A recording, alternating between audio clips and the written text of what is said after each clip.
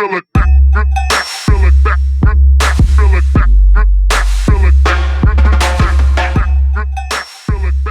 yeah, man, how are you feeling just in general? I see you are chilling. You're chilling at home. You're chilling. Are you at your spot outside of Vegas?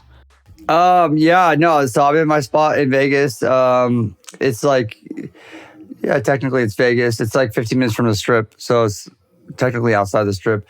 But yeah, it's like it's just Vegas is a sprawling desert. Yeah. And besides having my residency here, you can like build your dream house. You could build homes here for a lot cheaper than where I used to live in LA. Yeah, and you've been out there for a while, right? Yeah. I moved out here. I bought my house here in 2013. Was it 2013? Yeah, end of 2013 or 2014. I forgot. But it was, over 5 years I've been out here. But yeah, it's great, man. Like, like I said, LA, I had like a really nice home. My first home, like when I started making money as a DJ in the late 2000s, when I finally like broke my debt and like started making money, and I was like, okay, now I can buy a home. So I bought a nice home. It's 3,500 square feet in Laurel Canyon in the hills. And I was there for like 3 years, and then I realized I'm like I'm barely even in California or in LA, right? And I'm like, I signed my residency deal in Vegas, and then I'm like, well, I went out there and I took a look at the homes. I'm like, wow, they're so much cheaper, and you could literally build your dream home. So I started like fantasizing and imagining, and started building plans on a home. Like I started drawing up rooms, and right. I found this home. It's 16,000 square feet. God damn. If you can imagine that. So then like when I moved in, every single room in this home has its own personality, and it has its own storyline, and it has so much detail. And that's what's exciting about this home. Like it's definitely a home that you tour. Like I tour my friends, and I go into each room, I explain the rooms. Well, it's got to feel great too, to just be able to sort of actualize a vision on that level, Yeah. Because my understanding of you is that, you think in these terms, right? In terms of storylines, in terms of like a bigger vision for something. And it's interesting to think about you applying that even to something like your own house, Yeah, exactly. Yeah. I mean, there's like a lot of things that like, when I was a kid, I dreamed of this situation. So I just made those situations reality. Because instead of, you get older, you kind of mature, and you like those dreams become like more like, oh, that was childish, that was of its time. But some of them are like, you know what, fuck it, I have to do it now. I gotta do it before I'm like, I won't be able to do it. And one of which was building a foam pit room. Yeah, I've heard about that. The trampoline foam pit room, the whole 9 yards. Like that room is meant for like a 18-year-old boy. Well, sure. Or like a 18-year-old girl that like loves jumping in foam pits. I mean, anyone really, it doesn't matter. Absolutely. I think we can all relate to that. And just the whole line of work that we're in sort of lends itself to trying to not let go of those childhood ideas, right? Yeah. I feel like so much of the whole journey is just not wanting to, I don't know if it's not wanting to grow up, but there is something about just trying to stay connected to that more pure childlike part of yourself, right? Absolutely. Yeah. Okay, so to bring it back to you and to the house, it's I'm sure an amazing house. I've seen some pictures. It sounds great, but now you're stuck there, right? Yeah. And you're not on the road because none of us are on the road, and that is got to be a major, major change for someone like you who's famously busy and famously going all over the place. So how has that experience been for you to just be forced to change gears so radically? Are you enjoying the downtime? Are you going stir crazy? Where's your head at with it? I haven't gone stir crazy. I don't know if that's like my nature. You know, like when things like radically shift in my life, I'm not one to go stir crazy. Do you miss being on the road? Yeah, oh yeah, of course I miss being on the road. There's no doubt about that. But you could live in a glass half full or glass half empty, or in some may say either, neither, neither, whatever. You know, you could live in like, I heard another term. It's like not glass half full or glass half empty, but overfilling. You have like an outlook on life that's endless. Yeah, almost like just being grateful that there's something in the glass. Yeah, exactly. That the glass is always overfilling. Right. Because a lot of the time the perspective is very much a feeling that is infinite. You know, like the feeling of love is infinite. The feeling of energy is infinite. It's not like the idea of what is depleted is only what you say. Once you say it's depleted, then it is depleted. Right.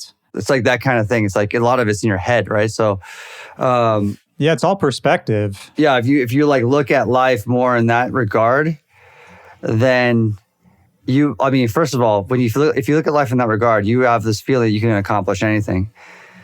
And of course, in reality, you can't accomplish everything. But if you have the feeling that you can, you will accomplish a lot more than you could have ever imagined before. Yeah. Oh, absolutely right. You know, it's like putting some of that thought process in your head, the way you start your day. And then also just like, I'm a realist too, you know, in that regard. So I like go, well, I'm going to put that in my head, and whatever I can accomplish, it's better than what I did before. I know I can't accomplish everything, but I'm going to think that I can. So, you know, with that thought process, then like living at home, or whatever happens in your life, whatever situation that throws this drastic turn of events, you know, obviously the generic way to put it is, you know, you take everything with gratitude. You know, you take everything like, you know, like I'm here, I'm alive. I could see, I could hear, I could talk, I could communicate, I could think, I could connect. So what could I do now? You know, that's the thing. What could I do at this moment? So that's why I do these live streams. That's why I every day I'm doing some sort of talk with someone, and it's not pulling teeth for me. It's not like, oh no, I have to do this. I'm like, I don't mind. I actually like talking to people. You know, like the Zoom life is the new life.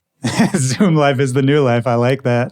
So it's like, it's okay. I don't mind it. I'm like, of course, I think about the shows. I miss it terribly. I do. There's no doubt about it. Like, I've been touring 250 shows a year on average for the past 15 years.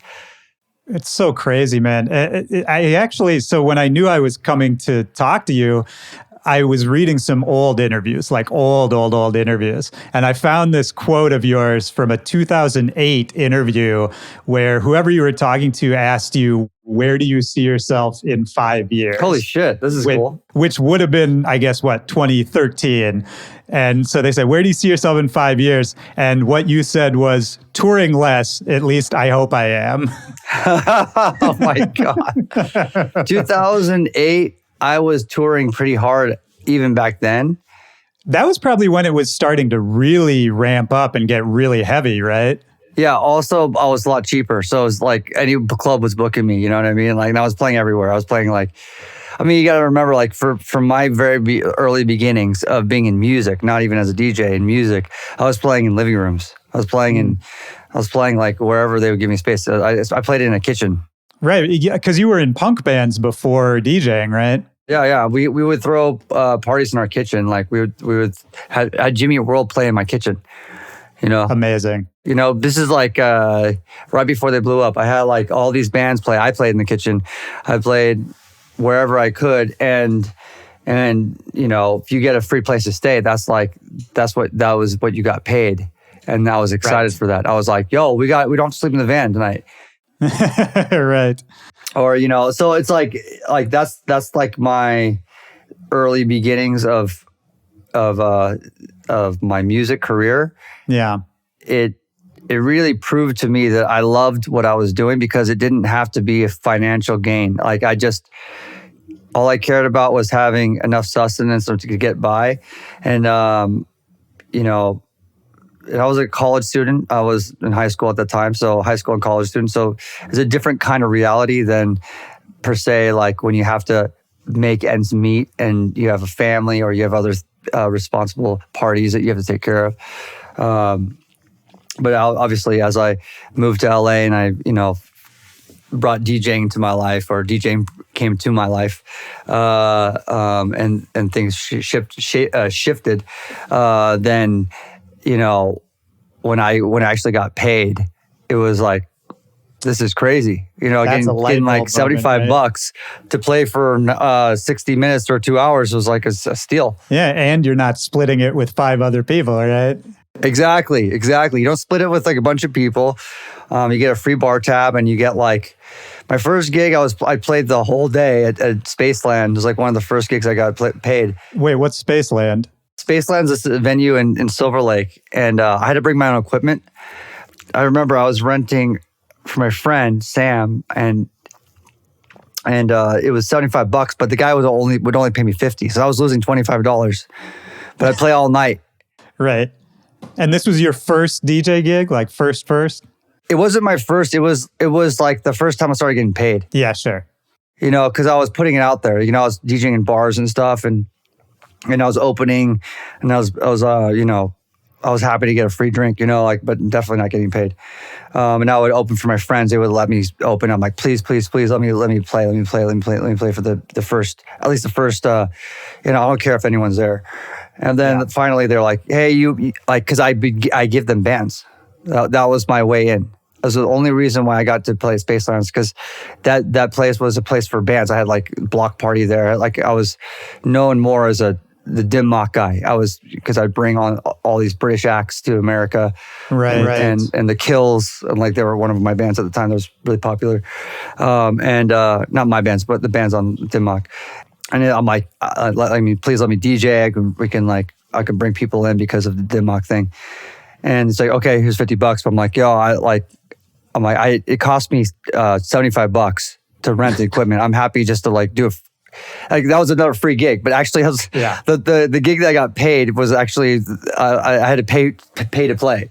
Oh, sure, yeah. Well, and then he just didn't want to book me again. I was like, I'm like, yo, can I get paid $75 next time at least? Like, he's like, no, man, I was actually considering paying you less because I was like, you know, because I wasn't very good, but.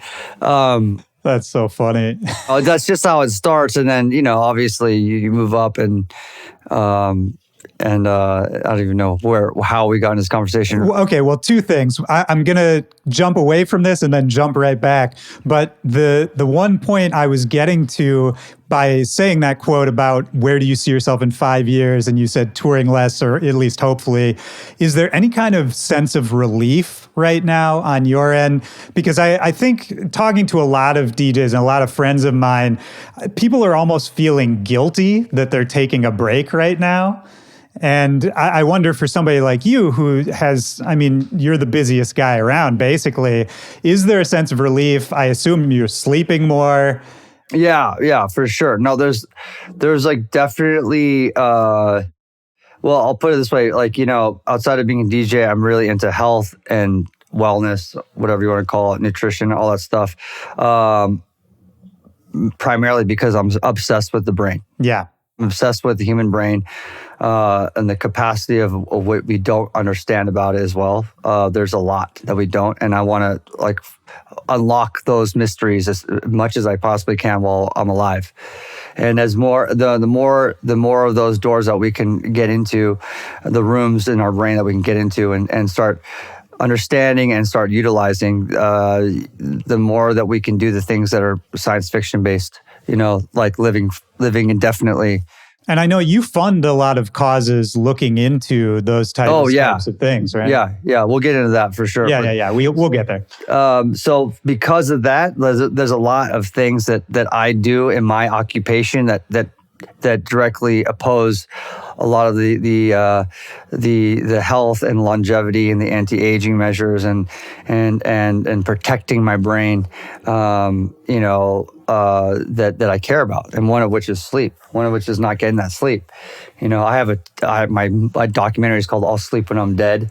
I have that tattoo, "I'll sleep when I'm dead," on the back of my neck. Yeah. I do tour a lot, and I am obsessed with touring. It's definitely an addiction to be on the road. That hardworking drive, I look at it not necessarily as problem, but as, it's very much like these goals that I've created, and some of which are perpetuated through, the way society has been built. Like this, the way in which I look at life has been built. Like the people I talk to, it's like, go get them. And like, if you get it, like, like the big crowd cheer, you know what I mean? Like Right, that kind of course.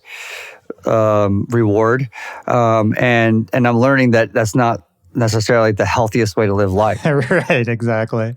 So like, there's a lot of things that like my occupation and like the idea of protecting my brain, protecting, my longevity, my life. They like knock at heads at times, So, in this particular time, now I'm doing so many of the things I've always wanted to, that I always said are important, Right. but didn't practice. I mean, I did practice meditation. I used to meditate every day, twice a day. I used to do transcendental meditation every single day. It was after my vocal cord surgery 6 years ago. I learned that practice, and I just kept on with it. And then I learned yoga, and I started doing yoga and stuff like that. But like, then that drifted away when more important things came in, like, just the different attributes of a busy schedule. Well, sure. It's just the next goal and the next goal and the next goal, right? Like while you were just talking, I was thinking that, that kind of mindset, in a way, I think it's great because everybody has addictions to something, right? And if we're able to sort of focus the addictive part of our brain on something positive, on something productive, that's generally what you want to do. But I think for people in our line of work and for people who just have those kinds of brains, the issue can arise when you just get so focused on, okay, I accomplished the goal, I got to get the next one and the next one, that it's really hard to sort of sit in those moments and appreciate the moment itself, the accomplishment itself, without suddenly feeling like you just have to start on the next thing, right? No, I have to say that the goal is, when you achieve the goal now in my life, it's not as overwhelmingly exciting. What I've realized is that, yes, my goal is to achieve the goal, right? Whatever it might be.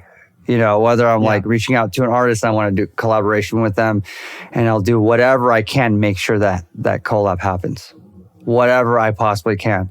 And the bigger the feature, the bigger the artist you work with, the harder the problems, the harder the obstacles. But it's like you get there, the feeling getting there, like when you're this close, and then soon it's like, okay, it's out, done. No bureaucratic red tape stopped it. No management stopped it. No label stopped it. The artist didn't change their mind for whatever reason. It's out. But how long can you enjoy that moment before you're looking for the next moment like that? Like there is that moment, like that sigh of relief, and it's like a really great feeling. But yes, it's like on to the next one, right? It's like that's how my brain is. But I think I have a high in that. Right. And the challenge. Yeah, it's the chase, right? I think that's a universal theme. Yeah, it's the chase. It's like the best way to put it is, it's like if you just pick up a ball and the bat and you're like, okay, I want to be a professional baseball player. It's like, that's not on your sidelines. You need to practice, and then you get into the minor leagues, and then that sideline is realistic at that point. So you can't be like, oh, I haven't even started DJing, but I want to be as big as Steve Aoki or whatever. Yeah, I want to play at all those places, make the money that he's making, and have everyone stream his songs like tomorrow. Right. It's like, obviously, but if you do it like in a way where it's realistic, but it's real challenge, like a real, like it's a hard one. Sure. Step by step with realistic goals. I mean, that's the way any of us get anything done, man. Yeah. Yeah, you got to break down those bigger goals. Yeah, but I think that's the end of the day, that's like also what I'm addicted to is that challenge. And like, because I have a lot of these different goals in my head. I have a lot of them, a lot of projects. I think a big part of being successful in what you do is that you can apply the same mindset to your own craft, whatever it might be. Yeah. But you can also tackle different goals at the same time. You just have to time manage them properly. That's the part of the success. The part of the success is time management, actually. Yeah, of course, and prioritization, right? Yeah. Yeah, especially when you're doing as many things as you are. And all of this makes me wonder, if you look back, if we take it super far back to when you were a kid, were you always this way? Did your brain always kind of work this way? Like, do you have any early memories of, having these kinds of ideals, having a crazy sounding goal when you were super young, before the DJ stuff? Okay, when I was super young, I felt like I was lazy. I felt I slept a lot. I was very quiet. But I also was very afraid of speaking. Why was that? I would stutter. I would I felt like I would say the wrong things at the wrong times, But I also, I lived okay, so I'll talk about this too. I lived in Newport Beach. Beautiful place. Beautiful place. California is actually very progressive as a state, right? Oh, yeah. But Orange County is very conservative. Yes. It's the most conservative hub of America. Yes. There's probably other ones, but I know it because I grew up in Orange County. I grew up in Newport Beach. At the time, was 96% white. Wow. So in a very conservative city or county with a 96% white population, there's going to be a lot of ignorance. Yeah. Racial ignorance. So a lot of racism gets perpetuated and supported subliminally or confrontationally. And when it's both, it's it's heavy. When you have to face it full on, like head on. And kids are they have no filter. So when I was a kid, I was facing it head on. A lot of bullying, that kind of thing. Yeah, sure. Bullying, or just straight up saying all the words you can think of about degrading someone of their descent. And then the subliminal side of things was that it was being overlooked. The parents, the principals, the teachers, they didn't do anything about it. And back in the 80s, there wasn't this level of what social media has to offer. This kind of okay, the cops aren't going to do anything about it. So at least a social media site or people will come together and say, hey, you can't say that. Right, we can't support these kinds of ideals. That just didn't happen back then. So there was no national discourse, right? Yes. It was really, Rodney King was one of the first, I think, national events where all of a sudden everyone was seeing this one incident happen at the same time. And, we're talking about 10, 15 years before that. Right. So during that time, as I was trying to make friends, I was trying to do the most traditional ways to be accepted or to, be socialized and understand what socializing is, because that's what school is all about. It's as much as it's academic, but I say the academic part of schooling is less than 30%. A lot of it is your emotional intelligence levels and how you deal with people and social skills and how do you make friends and how do you deal in groups and that applies later on in your life. A hell of a lot. When it's me and my mom at the time, because my older brother and sister, they're 10 years old, they already went to college. And my mom is, broken English. We're living in Newport Beach, and if some shit happened at the schoolyard and some kid was being outwardly racist, and we got in a fight. Like one time that happened, my mom would apologize to the other mom. Like, we're so sorry, we won't cause any trouble. Like, that's the Japanese way, Don't keep your head up. Stay down and stay out of sight, because we can't rock the boat, because we're going to, if we rock the boat, if we do anything, they're going to like give us a real hard time. Yeah, we have no power here. Worse, doesn't matter what they said to you, what they did to you first. If you strike back, we are going to be in bigger trouble, Stephen. You must not do anything more, and we got to apologize. It's our fault. Sorry about that. So I learned through that process, and as I grew up, it was very difficult for me to, be human. It's very difficult for me to make friends. It was very hard in situations like that. So yes, like before all this, before the music, before anything, I was a much different kid. And then I did start by saying I was lazy and I was like sleeping a lot. Yeah, I was like sleeping a lot. I didn't want to wake up and go to school. I think every kid is like this. Was it music that helped you break out of that? Is there something you can look back on and say like, oh, this is around the time when that started to change for me? Yeah, absolutely. No, that's the lead-in question right there to like why I devoted my whole life to music. Music became my saving grace, if you will, to finding a community, to finding a voice. And it was punk music at the start, right? Yeah, because punk music was all about the people that just didn't fit in. It wasn't like a bunch of Asians coming together either. I just didn't have any Asian friends. Right. There's just no Asians strangely enough, the Asians all lived like 15 minutes away from where we lived. So my mom migrated over from the East Coast to California, and she missed the mark. Just a little bit. No, seriously, in like 10, 15 minutes, there's like the Japanese community was right there. Oh, man. Yeah. So that's so crazy to think about how much could have been different in your early years.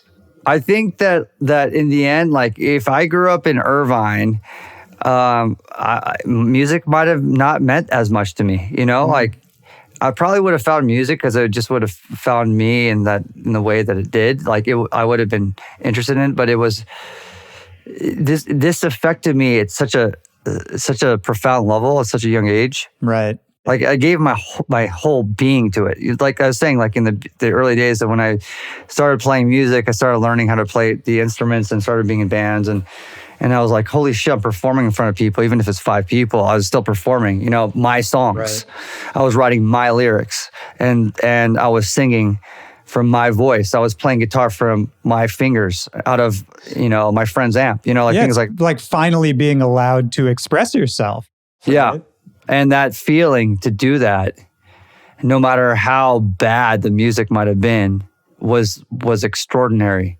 Extraordinary. I mean, like, that's the thing. Like, even when I was in bands back in the day, we never did covers. We'd only write our own songs because we always, because it was such an important thing for me to put my being into something, It was very, very crucial. That was why I was doing it. The music was just, a vessel for me to put my being into something. That's so interesting that you say that, because I feel like that's a big part of what makes you. Even to this day, I think everything you do, your personality is so imbued into it. And I think that's maybe why people connect to it so strongly, right? Is, some people get known for, oh, he's the best guitar player in the country. Or another person, oh, she has the most amazing singing voice. But for you, I think it's at least, this is my perspective. You tell me if you agree. Yeah. Is that it's this force of personality, right? And it's almost more of an attitude. Yeah, I mean, I absolutely agree in the regard that my skill set isn't technical. My skill set in life is not a technical skill set. My skill set in life is based on my passion in whatever it is I'm doing. I put my passion in first, And then I start understanding the culture and understanding the world. And I'm like, first I'm like, oh, wait, what's interesting me? Why am I interested into this particular thing? And then I'll like stick my head in and I'm like, oh, wow, this is really something about it, really making me feel a certain way. Then I start understanding the culture, and then I start understanding how I could contribute to that culture. Sure. It's like the essential, I go back to like being a kid, and feeling that same feeling, when I first learned about skateboarding, or first learned about, the cultures that accepted me. That's another thing too, is acceptance is big for me. Yeah. People that accept me for who I am goes miles. So like that, and I maintain those loyalty, that loyalty to those friends and the groups that I've been part of that accepted me when I wasn't cool, or when trends changed and sounds changed, but like like, I'll still fuck with you because I like you. Even though you might not be in the cool squad, I still like fuck with you. So like that's like that's always been important to me. Who are, if just off the top of your head, who would some of those people be? Obviously there's people like DJ AM, who is an incredible, legendary figure who's no longer with us. And, I always saw him as kind of the bridge between a bunch of different worlds in the DJ scene. And we'll talk about him in a minute. Are there others as well that come to mind for you that were kind of those people for you? There's so many different people, like as far as DJs,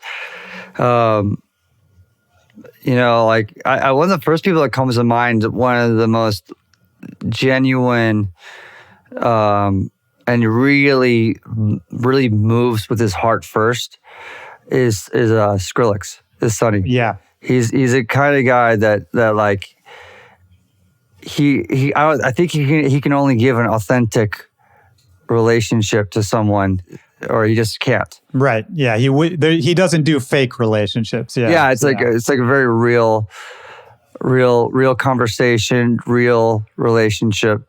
When did you meet him? Do you remember? Yeah, I met him. He would come into my parties, the Dimmock Tuesdays, Cinespace. And he was a Sonny Moore. He wasn't Skrillex yet. And this is back probably 06, 07. And he was starting to DJ. He was I just remember seeing him around, and he was doing the same thing that I do. Like this scene is like fucking cool. I want to know more about it. I want to meet the players, Yeah, because he was an outsider too, right? Right, yeah.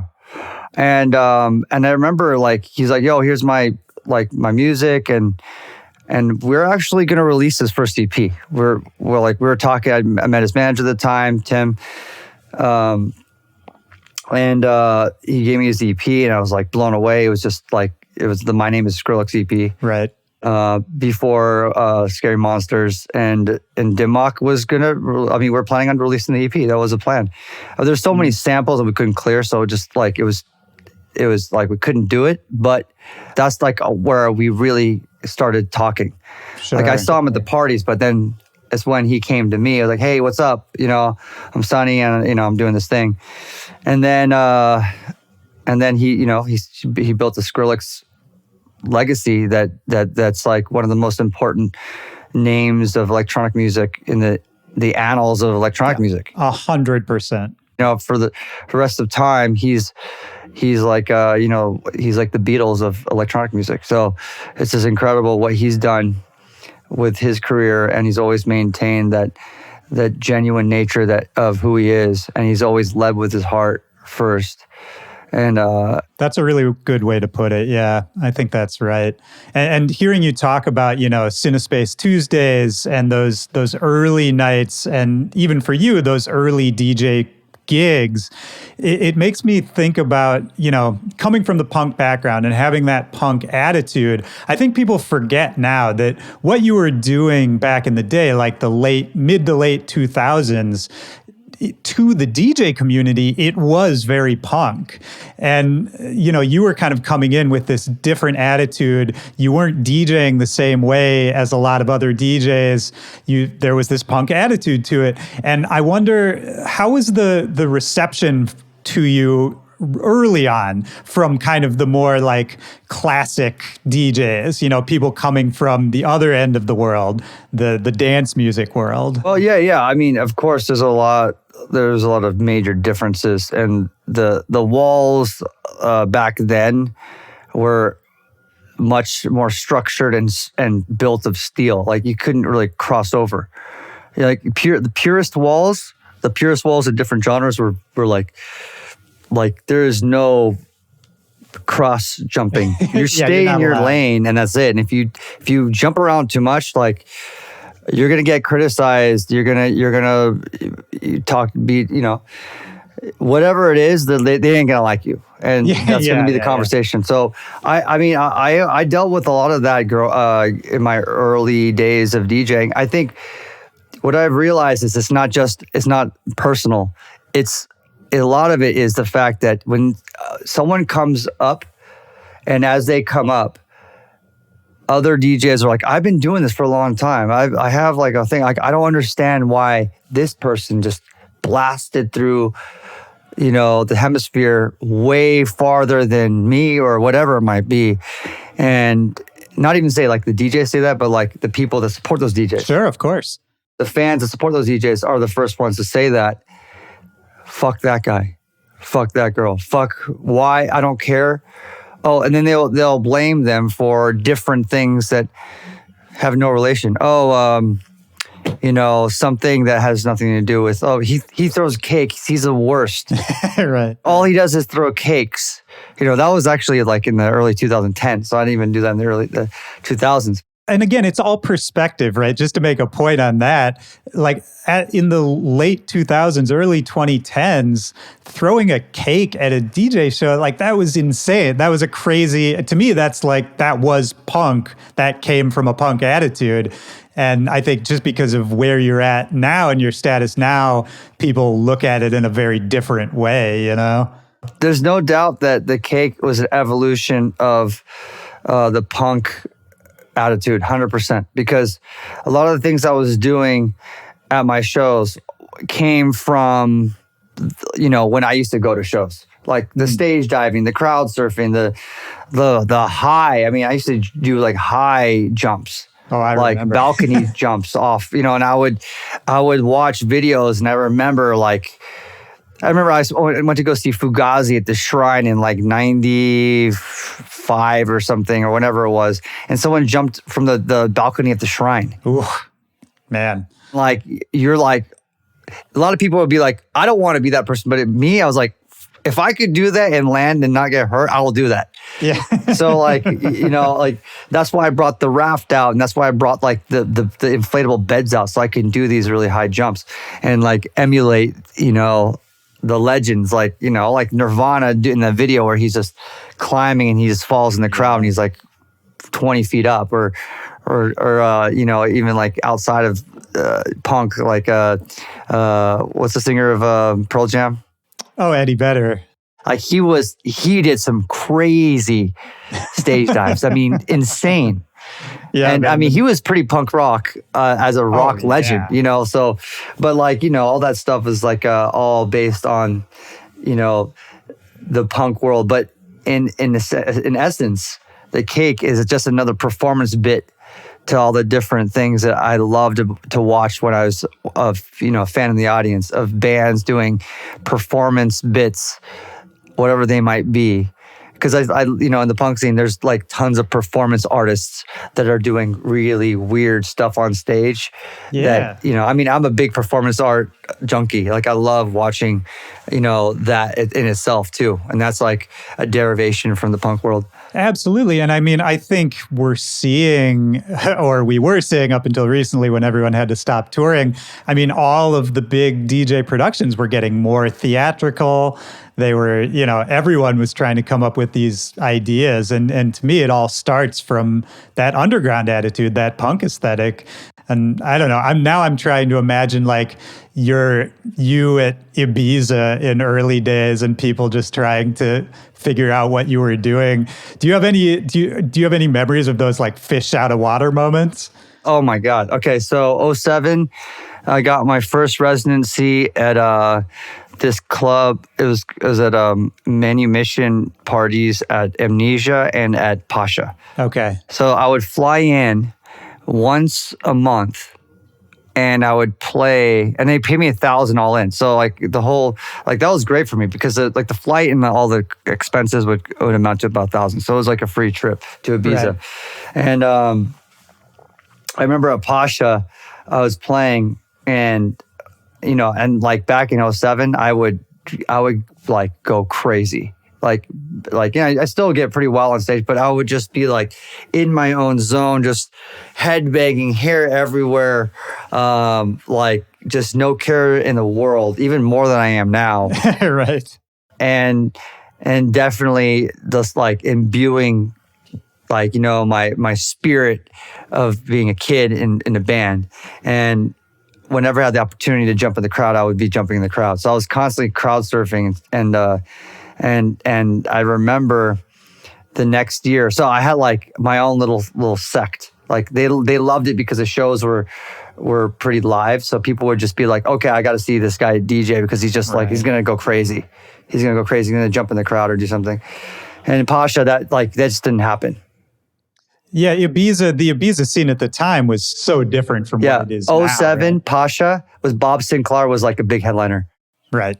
It was very sexy. It's extremely sexy. Like sexy as you can go, sexy classic house music. And I'm playing boys, like, I was playing like Mastercraft, Boys Noise, Justice, Daft Punk, electro. I was like, I'm going to be like, I want to be the electro guy on the island if I'm going to be coming here every month.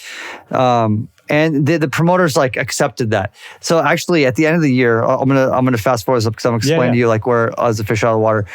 In my own little world, except they gave me this small little room. It's called a global room. It holds like 400 people, maybe even less. And then the main room was Bob Sinclair. Okay, so if you want to hear all the weird, like that weird music at the time, you come into the global room. You want to have that kind of party, and a lot of people are like going in and going out. Like, I'm out of here. I don't want to hear this noise, but and that was okay. I didn't care about them. I was just more like in my own world.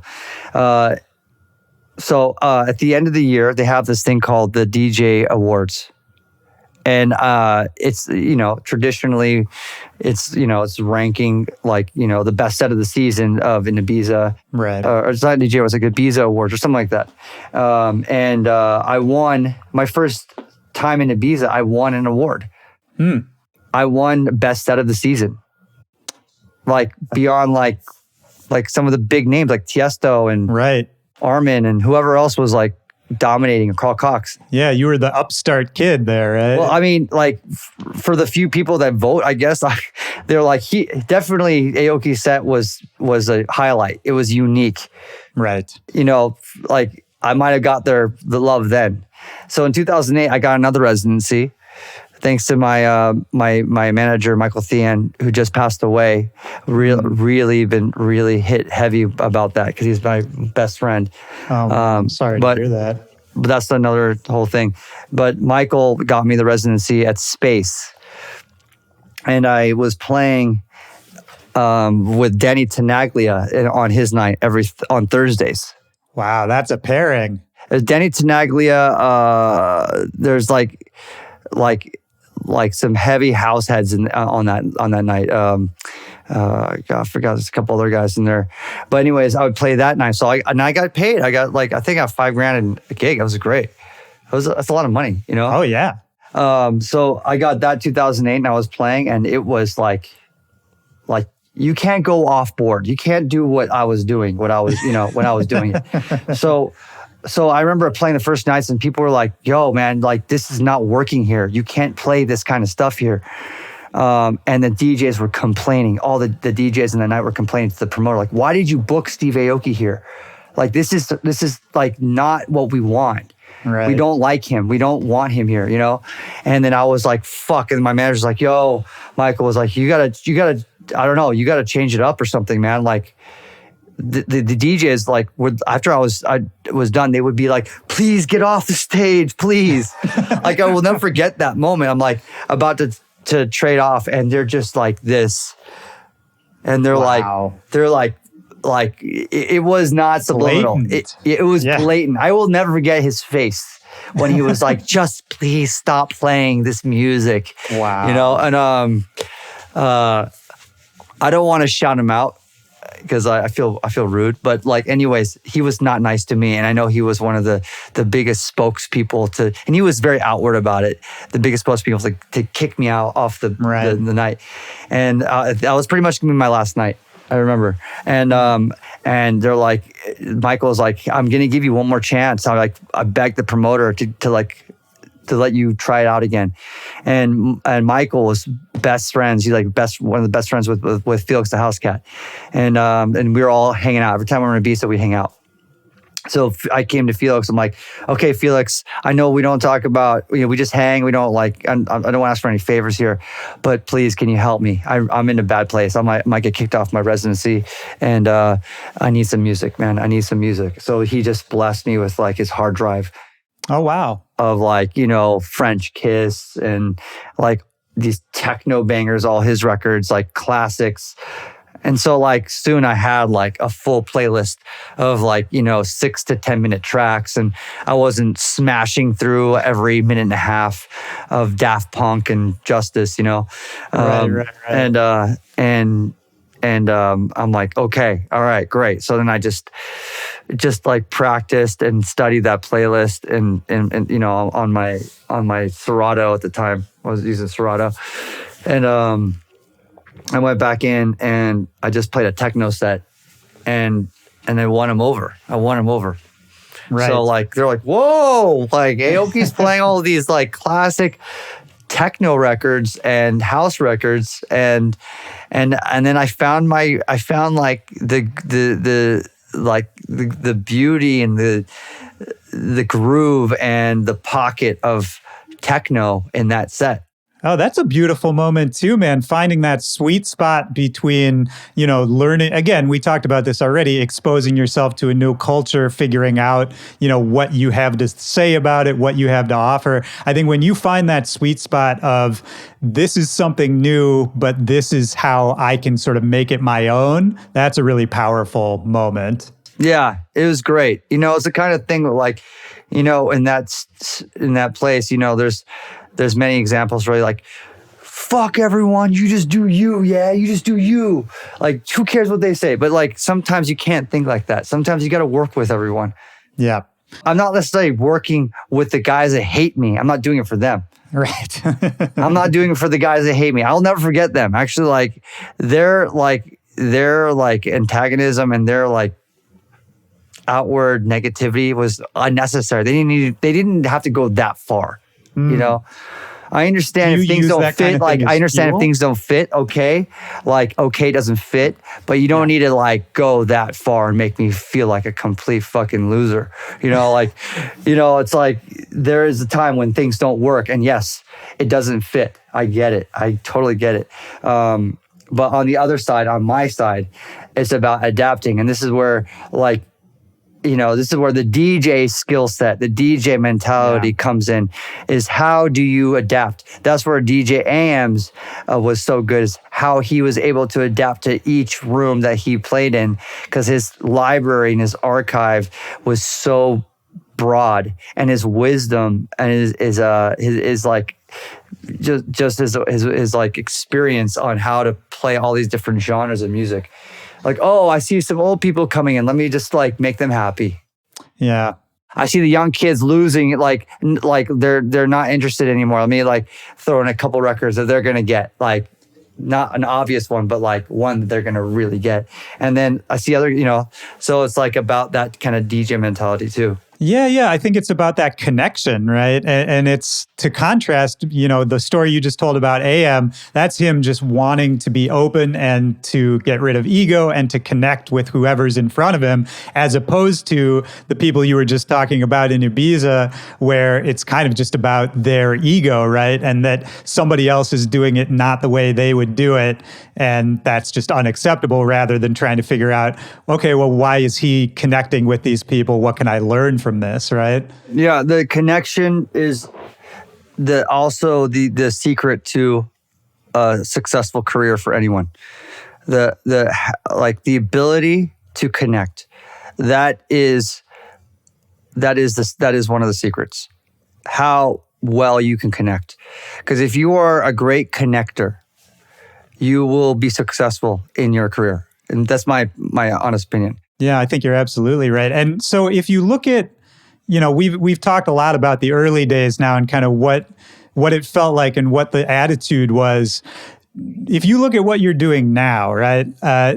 Do you see yourself and what you're doing now still as punk? Like, how do you see yourself fitting in? Who do you think Steve Aoki is at this point? Like, you just put out a new album, which is Neon Future 4, and you've been putting out this steady stream of music, and obviously you're a well-established, well-known name. How do you see yourself these days? Well, okay, so going to the punk question, I'm an evolution of what I was, right? We're talking about like change and adaptation.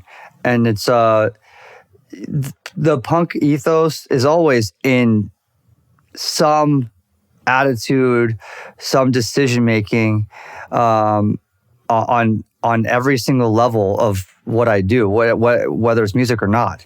It's gonna, like, some elements are going to be there. But as I've grown and have learned about many different ways to live life, and I'm constantly a student of life, right? Yeah, I'm constantly like excited to absorb more information. There's things that are going to supersede others. So I'm like, that's like one DNA strand in all my DNA that's like being created to be the 42-year-old Steve Aoki that is today. You're mutating.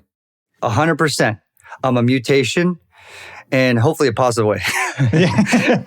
but like, it's important that we don't think of ourselves as a fixed person. We are different. We're physically different 1 second later than we are to now. Right. Physically, like we're changing. Yeah, on a molecular level, right? So, but we're also mentally changing constantly. So it's the only reason why we don't feel like we're mentally changing is because we stop ourselves from mentally changing. So would you agree with, you just made me think of this, tell me if you agree, that rather than sort of putting a label on yourself anymore, like before maybe you would have called yourself a punk, and now the label is that there isn't a label? And that that's a good way to put it, because avoid labels. It's true. When you put labels on it, then you start adhering to those labels. So it's, yes, I come from a punk background with the ethos, more hardcore, really. I like punk bands, but I'm more of like a hardcore kid at heart. Yeah. But for people that don't know the difference, you can just, it's a subset of punk anyways. But yes, it's like, it's better to be free flowing, and to have all these different experiences in your journey in life. Help you, kind of guide you along your pathway on your decisions that you make, the choices that you make. But I think instead of thinking in the past and going in that direction, it's better to think in the future with the DNA that you've combined, right? So you think in the future, and you set your goal, or a goal that you want to attain. This is what Bruce Lee said. You set a goal that you want to attain, and you climb towards that goal. And then by the time you reach that goal, it's a different goal. Right. And you just have to accept that it's going to change. Sure. I mean, if you think about the idea of like climbing up a hill, right? By the time you get up the hill, you'll probably see another hill behind it, right? Yeah. And also that, like, this goes to show how important the journey is, because the goal does change. I always have the feeling that like anything's possible, and that's why like and I have a feeling that anything's possible, but I keep my expectations very reasonable, and fair. Yeah. So I don't give myself a hard time if I don't reach them. Yeah. Well, that's, I think, a really healthy attitude. And I think now we're all the way back to where we started, which was talking about, your interest in the brain and your interest in science fiction. And, I was saying, I know you fund a lot of research in these areas, and we're talking about extending life. Your album is called Neon Future. There's all these themes. So whatever this means to you, kind of whatever pops into your head, what about the brain are you thinking about right now? Like what is driving you? What are you really interested in right now? Well, if you break it down, the brain is the most like the number one most important phenomena in the universe right now, as we know it. We don't know about like alien species or, it's like this intelligence coming from the brain that has allowed us to like expand and like want to learn so much about everything around us. All the things that we don't understand, we want to understand. That's our like, those are our goals as a species. What happens after we die, what happens in space, are there any species out there? And many very important real things like how do we save the planet, because we're a consuming species. And I'm an optimist, generally speaking. So I look at the future more as a utopian, not as a dystopian. I look at the future in that direction, and then try to find safeguards so that as we progress through our technological evolution, because we've surpassed our natural evolution. Natural evolution takes too long now. Yeah, you're right. It's true. We are now part of a technological evolution. And with that technology attached to us now, we are already cyborgs because we use technology like Zoom to communicate. Sure, we absolutely. use our phones to help us decide our macros of what to eat, where to go when we drive our cars, whatnot. Soon that's going to be implanted in our bodies, and it's not going to be weird.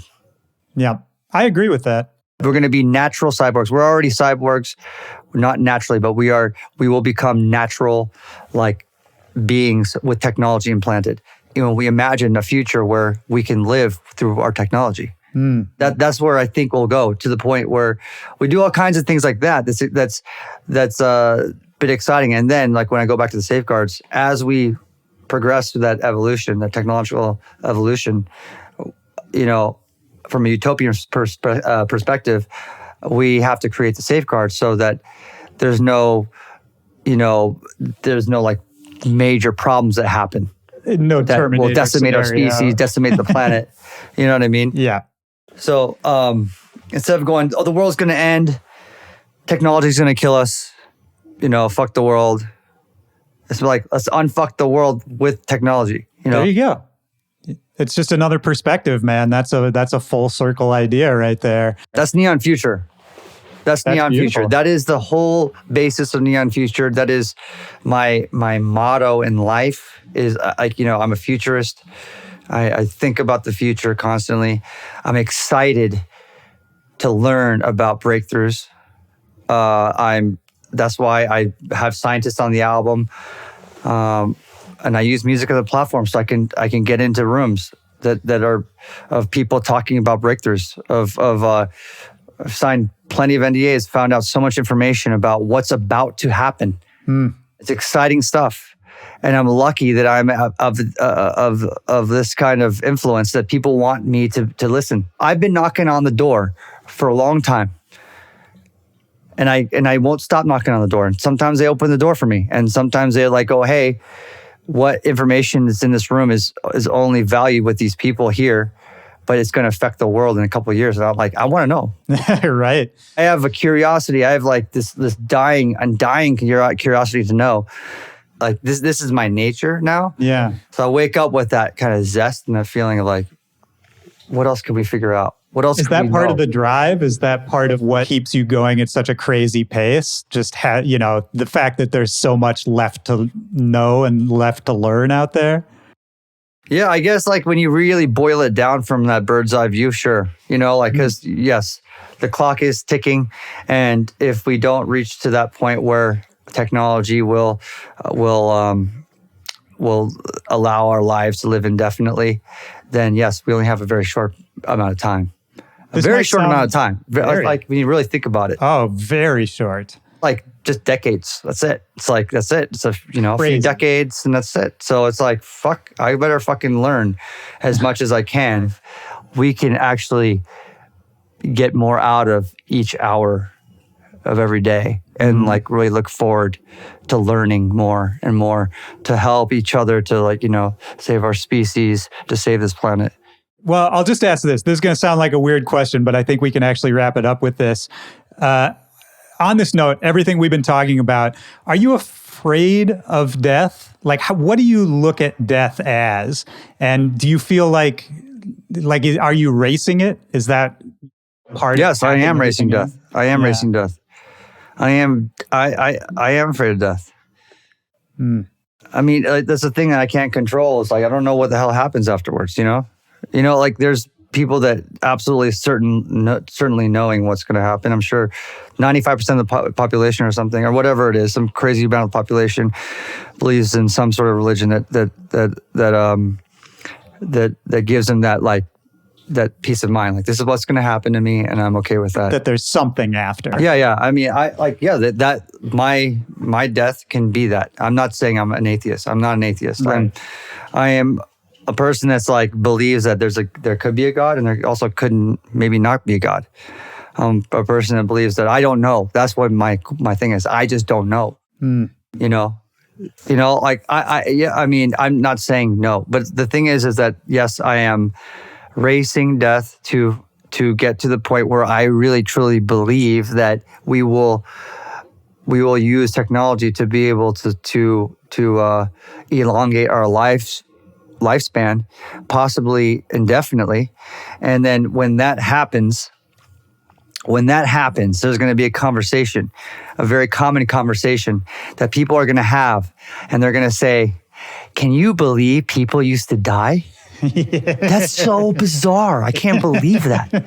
It's like us, like when we talk about like, can you believe people used to use a rotary phone and not have email or have any technology to talk to each other? Of course. I mean, look at medicine 100 years ago, man. It's these conversations are going to happen, and I don't want to be the caveman at the other end. Like it's just being a memory of like in the 2020s, 2010s, there was a DJ. He's Asian. I'd rather like be part of that conversation. He was like, hey, I'm still here, guys. You're right. Don't talk like that, Well, that's beautiful, man. And to wrap all of this up, what I'll say is I think in that race that you're just talking about, which is sort of a serious note to think about, what I think is beautiful is that you're packing all this life into these moments in this race, right?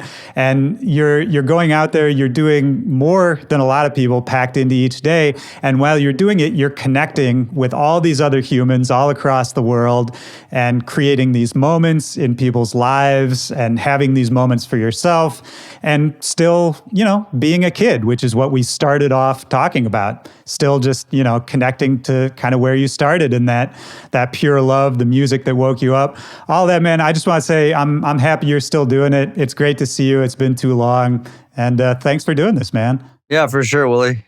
That's awesome, man. I'll talk to you soon. Thanks, care. brother. All right. Later. Bye.